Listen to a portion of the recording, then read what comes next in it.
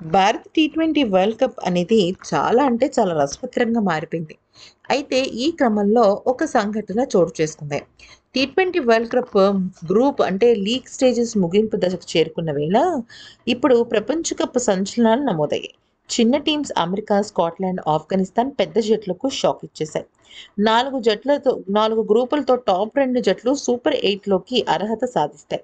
మరొక వైపు టీమిండియా దర్జాగా సూపర్ 8లోకి అడుగు పెట్టేసింది. అయితే ఇక ఈ క్రమంలో సూపర్ 8 కోసం భారత్ కరేబియన్ దీవులకు వెళ్లనుంది. ఒక ఇద్దరు ఆటగాళ్లు మాత్రం వెస్టిండీస్‌కి బదులు ఇండియాకు తిరుగు ప్రయాణం చేపట్టారు. టోర్నీ మధ్యలోనే వీళ్ళు ఇంటికి చేరిపోతున్నారు.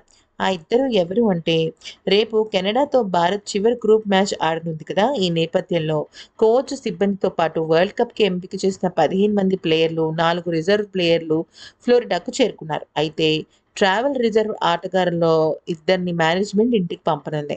అది మరి ఇంకెవరో కాదు, శుభ్మన్ గిల్, ఆవేష్ ఖాన్. ఇద్దరు భారత్‌కి వచ్చేస్తున్నారు. ప్రస్తుతం వీరు టీమిండియాతో ఉన్నప్పటికీ మిగతా టోర్నమెంట్‌లోకి మాత్రం అందుబాటులో ఉండరట.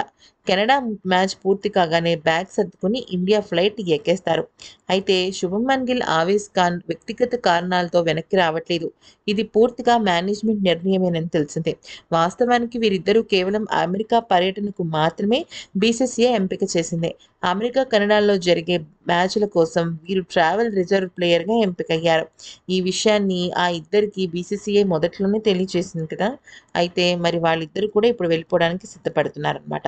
ప్లేయర్స్ రీప్లేస్‌మెంట్ కోసమే ఈ రకంగా జరుగుతుంది. అయితే ఇప్పుడు ఆవేష్ ఖాన్, గిల్ స్థానంలో మరొక ఇద్దరిని రంగంలోకి దింపే అవకాశాలు కనిపిస్తున్నాయి.